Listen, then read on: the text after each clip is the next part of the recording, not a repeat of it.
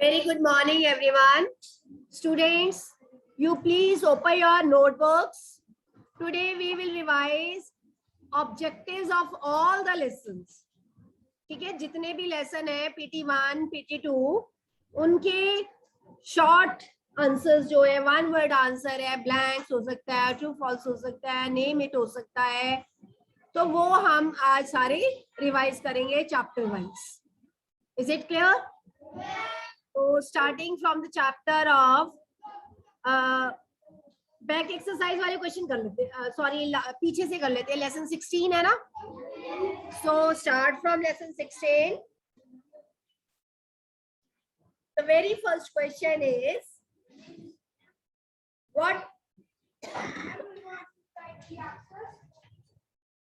you will write only answers and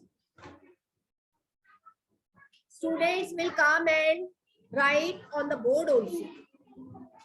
Okay, is it clear? चले, सबसे पहले let me speak, you are to answer it.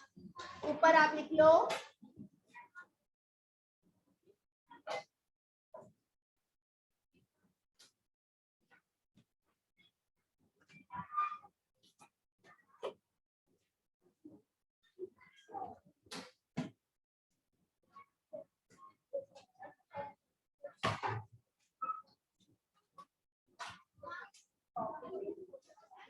Practice of objectives of PT2.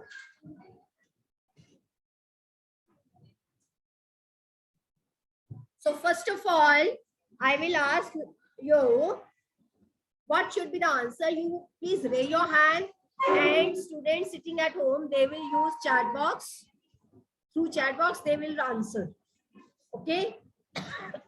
And students sitting in the class, they will raise your hands. Okay? Students will raise their hands, those who are in the class, and students who are at home, they will write in chat box. आप online हो कि offline? Offline. इसके ma'am से पूछना बच्चे. Yes, let's start. A book, tell me the answer. Okay, a book where basic sets of law according to which country is governed. क्या बोलते हैं उस बुक को जिसमें सारे लॉज, रेगुलेशंस, रूल्स दिए होते हैं? What do we call it?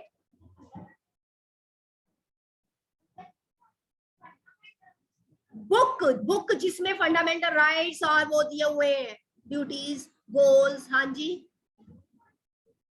Very good. Book है कॉन्स्टिट्यूशन. Write down. पता नहीं ये चैप्टर कितनी बार रिवाइज कराएंगे. PT1 का चैप्टर है और सबसे मेन क्वेश्चन है कॉन्स्टिट्यूशन वाला. कॉन्स्टिट्यूशन होता क्या है? No need to write answer, सीधा लिखो कॉन्स्टिट्यूशन. यस, एकम वन टाइम आंसर भेजा करो ना. 3 टाइम्स आपने आंसर लिख दिया.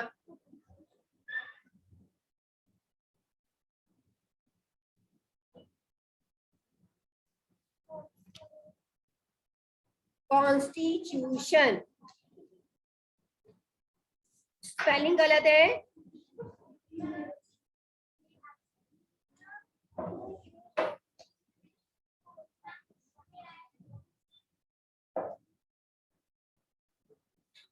कॉन्स्टी, CONSTI, आगे ट्यूशन, TUTIO है.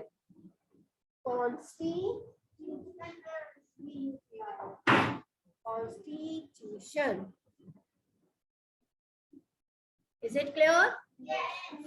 Second is, when did the Constitution India came into effect?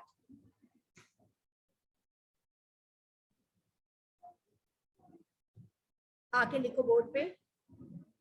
पूरी डेट लिखनी है.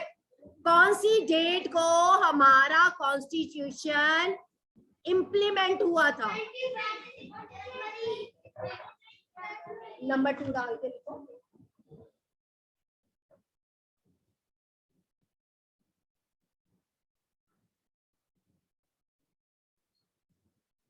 जनवरी का जे कैपिटल डालो।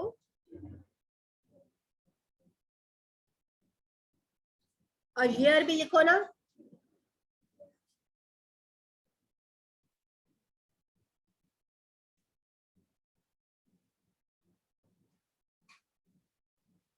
यस, 26 जनवरी 1950 हमारा कॉन्स्टिट्यूशन 26 जनवरी 1950 को बनके तैयार हो गया था, इम्प्लीमेंट हो गया था।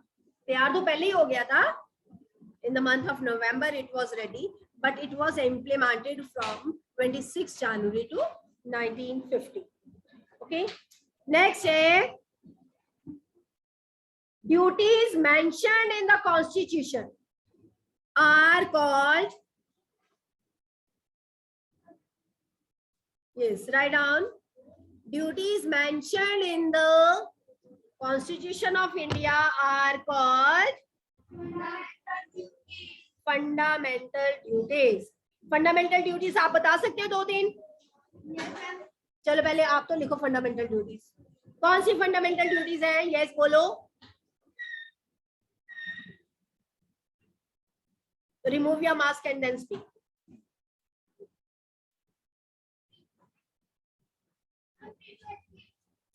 बेटे ये राइट्स है, ये ड्यूटी और राइट में फर्क है। राइट हमें गवर्नमेंट देती है, ड्यूटी हर एक सिटीजन को वो चीज फॉलो करनी पड़ती है। आपको टीचर ड्यूटी देती है ना, तुमने क्लीनिनेस ड्यूटी है, तुम्हारी डिसिप्लिन ड्यूटी है, ड्यूटी है ना। तो वैसे ही सिटीजन्स की भी ड्यूटीज होती हैं। Can anyone tell any duty? Yes, very good. Respect our national anthem and national flag. उस दिन भी मैंने बताया था, जब हम मूवमेंट कर रहे हैं, नेशनल एंथम चल रहा है, हम रनिंग कर रहे हैं या कोई काम कर रहे हैं, तो दिस इज डिसरिस्पेक्ट। हम अपने एंथम की रिस्पेक्ट नहीं कर रहे हैं। कैसे रिस्पेक्ट कर सकते हैं हम? स्टेट स्टैंड होकर के साथ में सिंग करना, गाना भी। कौन सा है नेशनल एंथम का सॉन्ग? जन गण मन। What do we call it? Jana Gana मन। ड्यूटीज के स्पेलिंग गलत। Fundamental duty,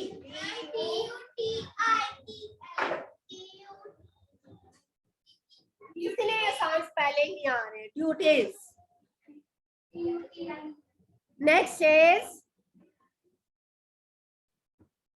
how many fundamentals are given by the Constitution of India? Yes, 6 fundamental rights.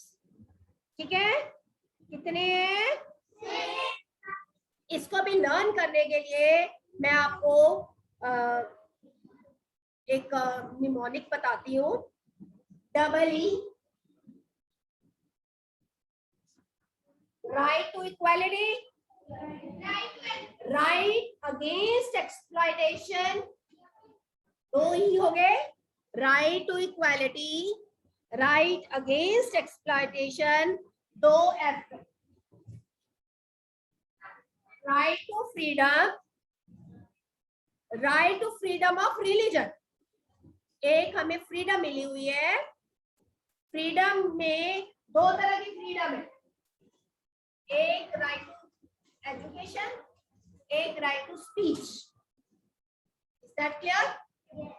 2 E, 2 F, आगे है 2 C। सेकंड, फर्स्ट C का मतलब है कल्चरल एंड एजुकेशनल राइट्स, और next है राइट टू कॉन्स्टिट्यूशनल रेमेडीज। ठीक है, एक C कल्चरल, एक C कल्चरल के लिए है, एक जो है वो है कॉन्स्टिट्यूशनल रेमेडीज। ये 6 लॉज है, 2 F, 2 E, 2 C। Is it clear? Equality का मतलब, E से इक्वालिटी, इक्वालिटी का मतलब सारे इक्वल हैं। क्लास में हिंदू, मुस्लिम, सिख, ईसाई सारे इकट्ठे बैठ सकते हैं, जॉब के लिए अप्लाई कर सकते हैं। मतलब हर एक को राइट दिया गया है कि वो सबके साथ एक जैसा उनके साथ बिहेवियर होना चाहिए। अगर कोई चोरी करता है, ठीक है, उसके लिए जो सजा मिलेगी वो सबको इक्वल मिलेगी। ये नहीं कहेंगे कि ये अमीर बंदा है तो इसको सजा कम कर दो, या गरीब बंदा है उसकी सजा कम कर दो, या लड़की है तो इसको सजा कम कर दो। मतलब सारे इक्वल हैं, सारे सिटीजन इंडिया के इक्वल हैं। Clear? Then comes right to right against exploitation. Against exploitation में क्या होता है, कई बार कोई बच्चे को काम पे रख लिया जाता है, लेकिन वो उसकी एजुकेशन नहीं होती। एजुकेशन देनी है 6 to 14 years, लेकिन 6 to 14 years में उसको एजुकेशन नहीं मिलती, उसको काम करना पड़ता है ताकि थोड़े पैसे अर्न कर सके। तो उस टाइम पे उसका राइट अगेंस्ट एक्सप्लॉयटेशन वायलेट होता है, उसको ये राइट नहीं मिलता। या फिर हम किसी घर में अपने मेड रख लें और उनको पैसे ना दें, बिना सैलरी के उनसे काम करवाएं, तो ये भी राइट टू एक्सप्लॉयटेशन होगा, राइट अगेंस्ट एक्सप्लॉयटेशन। समझ गए? This will again be the right against exploitation. Next है 2F। एक F है राइट टू फ्रीडम। फ्रीडम मतलब फ्रीडम के अंदर भी दो है। राइट टू स्पीच, मैं कहीं पे जाके खड़े होकर के भाषण दे सकती हूँ, ठीक है। दूसरा है राइट टू एजुकेशन, कि हर बच्चा जो 6 साल से 14 साल की उम्र का है उसको एजुकेशन लेनी कंपल्सरी है। अगर वो पैसे फीस पे नहीं कर सकता है, कई लोग अच्छे स्कूल में पढ़ाते हैं, उनकी फीस हाई होती है, तो फिर फीस जब नहीं जमा होती है तो ऐसे बच्चे जिनके पेरेंट्स फीस अफोर्ड नहीं कर सकते, तो उनके लिए गवर्नमेंट स्कूल्स में फ्री एजुकेशन भी दी जाती है, विच इज इक्वली गुड। ऐसा नहीं है कि प्राइवेट स्कूल में ज्यादा अच्छा पढ़ाते हैं, गवर्नमेंट स्कूल्स में नहीं अच्छा पढ़ाते, सिलेबस सबका सेम होता है, ठीक है, syllabus is same. So if one can not afford fees, अगर वो फीस अफोर्ड नहीं कर सकते हैं तो वो गवर्नमेंट स्कूल्स में एजुकेशन ले सकते हैं, ठीक है। 2 हो गए राइट टू फ्रीडम। अब right to freedom of religion. एक अकेला फ्रीडम है, एक फ्रीडम ऑफ रिलीजन है। रिलीजन मतलब कोई भी रिलीजन अडॉप्ट कर सकते हैं। कोई लोग, हम बर्थ से जिस फैमिली में पैदा होते हैं उसी वही हमारा रिलीजन है। जो हिंदू फैमिली में पैदा हुआ उसका रिलीजन हिंदुइज्म है, जो सिख फैमिली में पैदा हुआ उसका रिलीजन सिखिज्म है, ठीक है। ऐसे ही कोई जैनी है, कोई बौद्धिस्ट है, क्रिश्चियन है, मुस्लिम है, तो जिसका जो रिलीजन है वो अपना रिलीजन चूज कर सकता है। लेकिन जब बड़े होकर के हमें लगता है कि ये रिलीजन ठीक नहीं है, तो हमारा राइट है कि अपने उस रिलीजन को छोड़ करके किसी दूसरे रिलीजन को अडॉप्ट करो, ठीक है। Is it clear? नेक्स्ट है कल्चरल एंड एजुकेशनल राइट। इसमें हर माइनॉरिटी होता है, जो लोग कम है। अब जैसे इस क्लास में ज्यादातर बच्चे हिंदू सिख है बैठे हुए, है ना, कोई बौद्धिस्ट है, क्रिश्चियन है, मुस्लिम है, नहीं है। तो अगर ऐसे हैं बच्चे तो वो कम नंबर में है, माइनॉरिटीज है, कम नंबर। माइनॉरिटीज मतलब उनकी नंबर जो है उनका कम है। तो ऐसे में उन लोगों को ये सुविधा दी गई है, उनको राइट दिया गया है कि वो अपने कल्चर को अपने बच्चों को सिखा सके।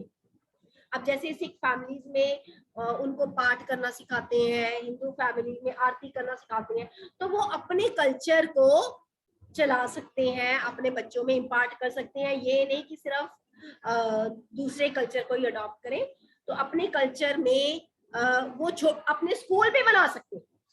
जैसे किसी को लगता है, क्रिश्चियंस को लगता है कि मेरा कल्चर इन बच्चों तक नहीं पहुंच पा रहा है क्योंकि ये दूसरे स्कूल में पढ़ते हैं, तो वो अपना नया स्कूल खोल करके उसमें अपने कल्चर की, अपने रिलीजन की बुक्स वगैरह पढ़ा सकते हैं। क्लियर? कॉन्स्टिट्यूशनल रेमेडीज मतलब अगर किसी को कोई ये राइट नहीं मिल रहा है तो वो पुलिस की प्रोटेक्शन ले सकता है। Is it clear? ये कोर्ट में जा सकते हैं और बता सकते हैं कि मेरे साथ ये गलत हो रहा है, तो कोर्ट फिर उसका अपना फैसला सुनाती है। 6 राइट समझ लगे? नेक्स्ट है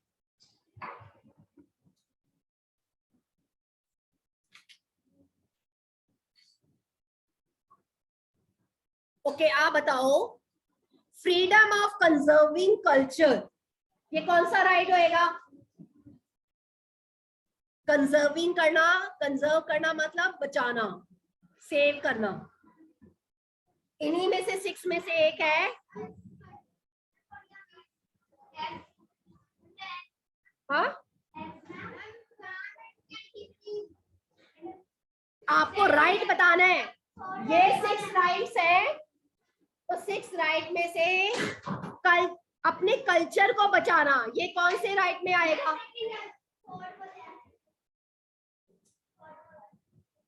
थर्ड वाला बोलो ना, कौन सा?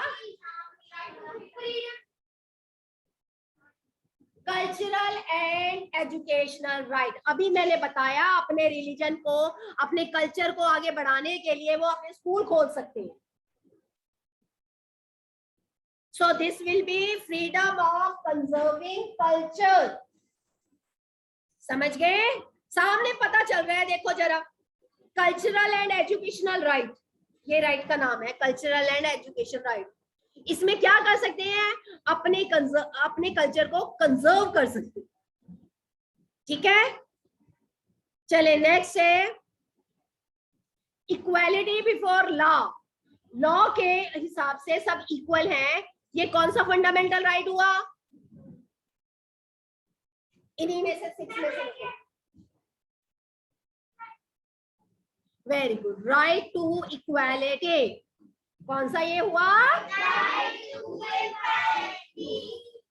अच्छा, अगर मैं एक क्वेश्चन पूछूं, if someone is employed without salary, किसी को काम पे रख लिया जाए और उसको उसके बदले में सैलरी ना दी जाए, ये कौन सा लॉ होएगा?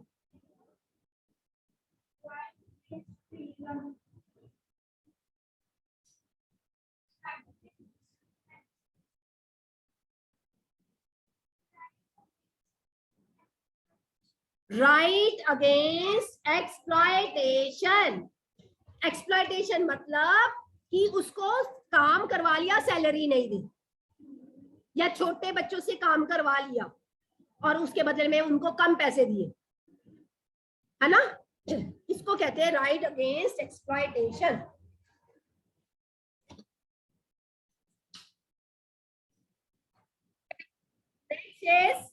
Follow any religion. Follow any religion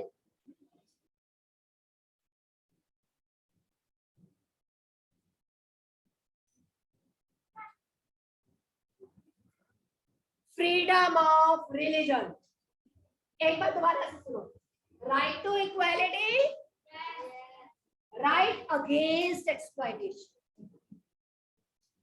against equality में सारे इक्वल है, एक्सप्लॉयटेशन में काम करवा लेना, सैलरी ना देना, काम करवा लेना, सैलरी बहुत कम देना, बच्चों से काम करवाना। समझ गए? ये राइट्स जो है राइट अगेंस्ट एक्सप्लॉयटेशन में आएंगे। अगले 2 एक्ट है right to freedom right to freedom के अंदर आएगा right to speak.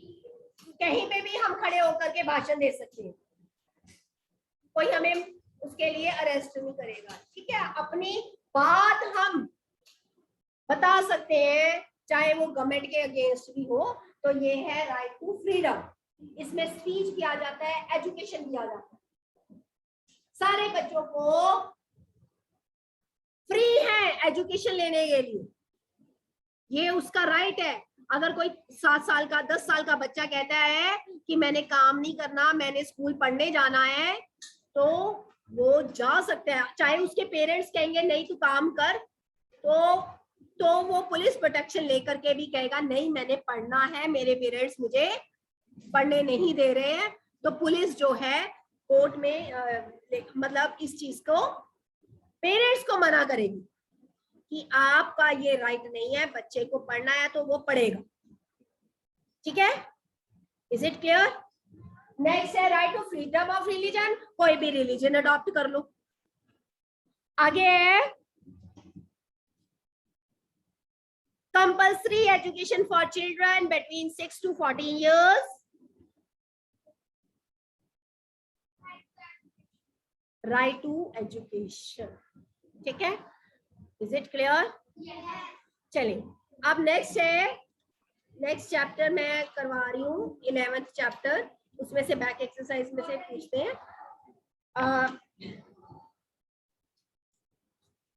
Tell me, we should take bucket bath in place of a shower. In place of a shower, देखो in place of a shower। ना अपने को 6 वाला नहीं लिखा है।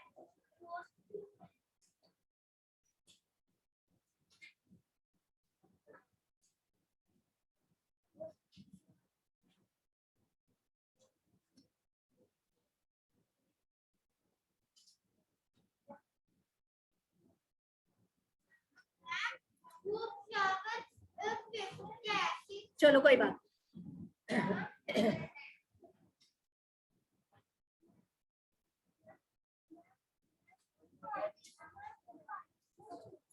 कौन? इक्वली है almost. Next is Dash canal provides water to the people of Rajasthan.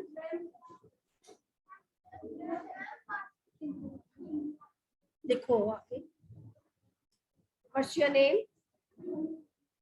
Arun.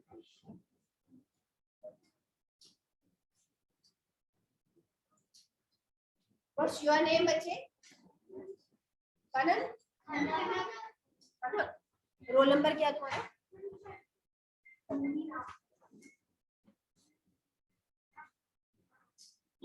Indira Gandhi canal. अब इंदिरा गांधी का ना नाम 2 बार आता है, एक इंदिरा गांधी कैनाल, एक इंदिरा पॉइंट। वहां पे गांधी नहीं है, इंदिरा पॉइंट उसका नाम रखा है, इंदिरा गांधी कैनाल, ठीक है। नेक्स्ट इज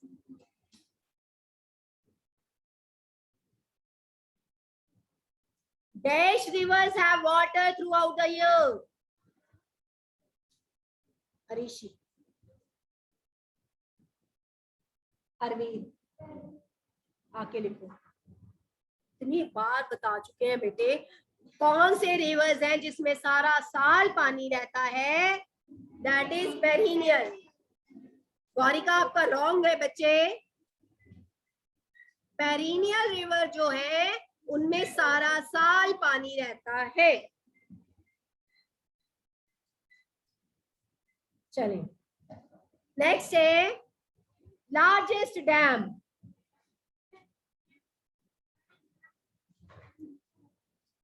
लिखो लार्जेस्ट डैम, लॉन्गेस्ट है, longest. Hirakud dam is the longest dam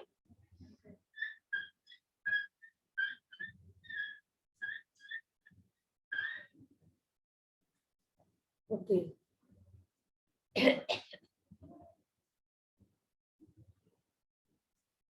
next is Bhakra Nangal Dam is on which river? Write down Satluj. ऊपर लिख देना.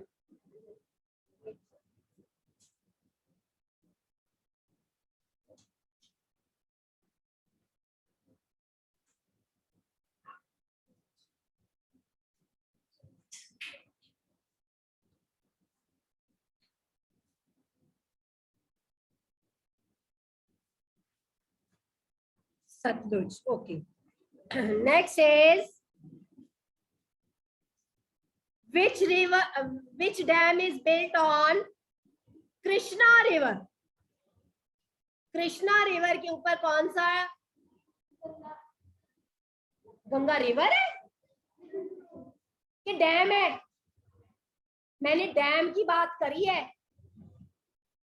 Which dam is on Krishna River? Which dam is built?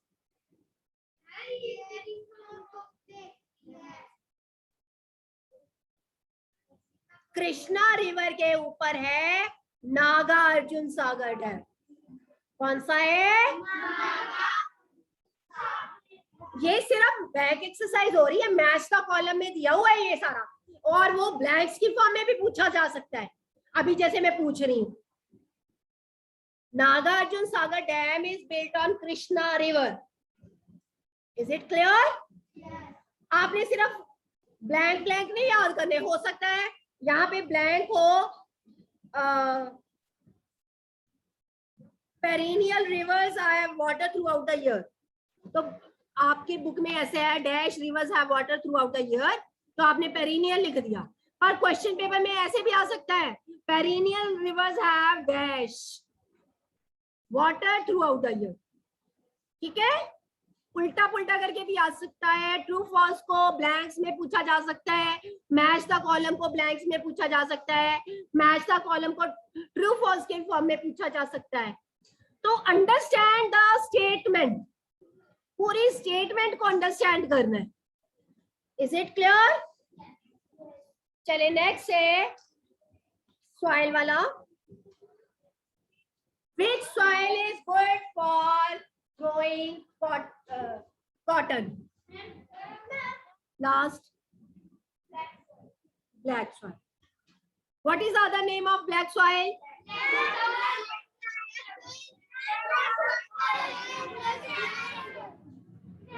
Rigger soil. Okay. Okay. Next, which soil is good for growing tea and coffee? Stop. Raise your hands only. Mountain soil. चले आके लिखो mountain soil.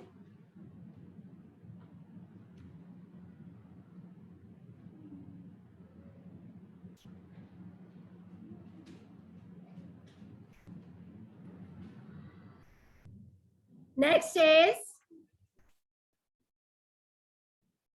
which islands are located in Arabian Sea?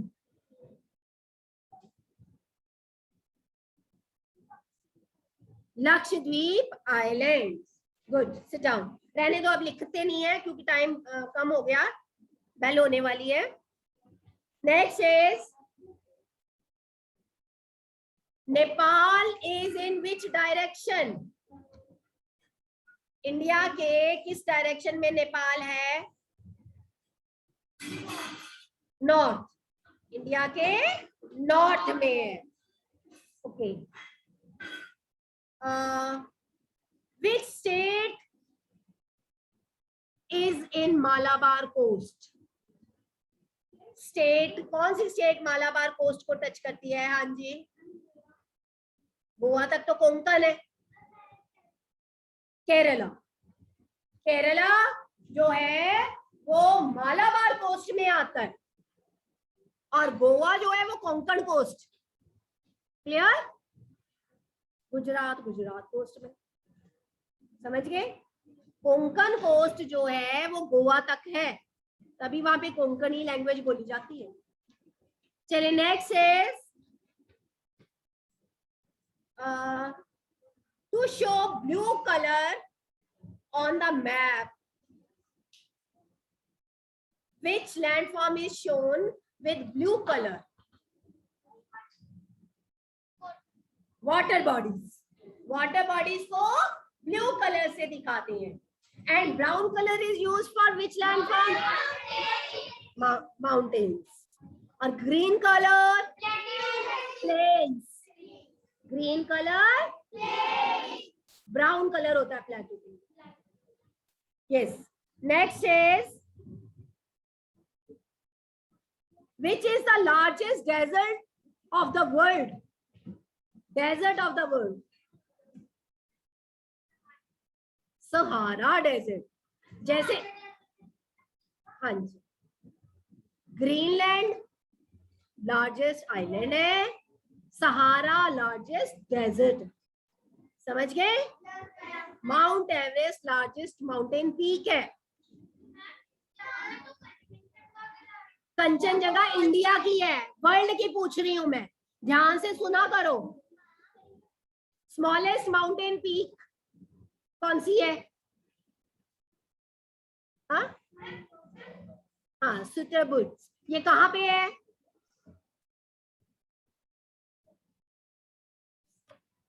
California में. कहाँ पे है? California के अंदर सबसे स्मॉलेस्ट माउंटेन रेंज है जिसका नाम है सुटरबुर्ग. Is it clear? Yes. So that's all for today.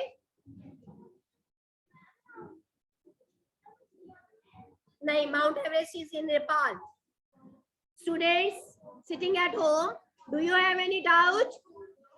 Quite doubt? Yes, पूछो. हाँ जी. नॉर्थ में, नॉर्थ ईस्ट में अरुणाचल प्रदेश वगैरह आ जाते हैं, उधर चाइना, म्यांमार ये टच करती है. Clear? So any student who are sitting at home, do you have any doubt? No? Okay, Gaurika का रिस्पॉन्स मिल गया मुझे. So that's all for today. Bell भी हो गई है.